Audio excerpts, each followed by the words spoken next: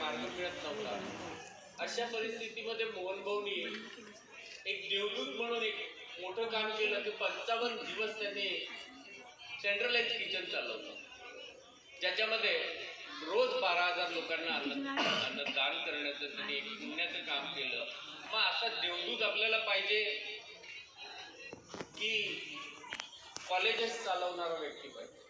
हे आपल्याला याचा विचार करावा लागेल। जो आपल्या कॉलेजमध्ये लक्ष देईल, मोहन भाऊचं तर म्हणणं आहे मला मुलं बाळ कोणीच नाही, मी आणि माझी बायको जोपर्यंत जिवंत आहोत तोपर्यंत आहोत, ह्याच्यानंतर मला पैशाची काही गरजच नाही, आम्हाला खायला प्यायला 2 वेळा मिळालं, माझा विषय संपला।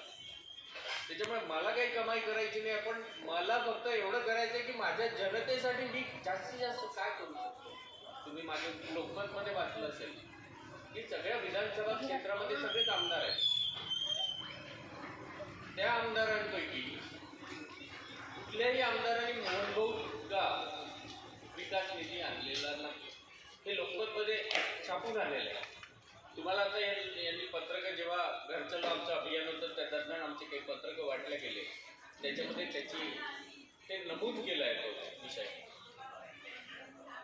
तर जर एवढं मोठं काम करणारा माणूस जर आपल्या घराजवळ आहे किंवा आपण केव्हाही गेलो तर त्या माणसाला आपण केव्हाही आपले विषय मांडू शकतो, कोणतरी तो व्यक्ती लगेच फोन काढतो आणि त्या व्यक्तीशी संबंधित व्यक्तीशी फोन करून आपला प्रश्न मार्गी लावण्याचा प्रयत्न करतो, अशा व्यक्तीला आपण निवडून देणार की?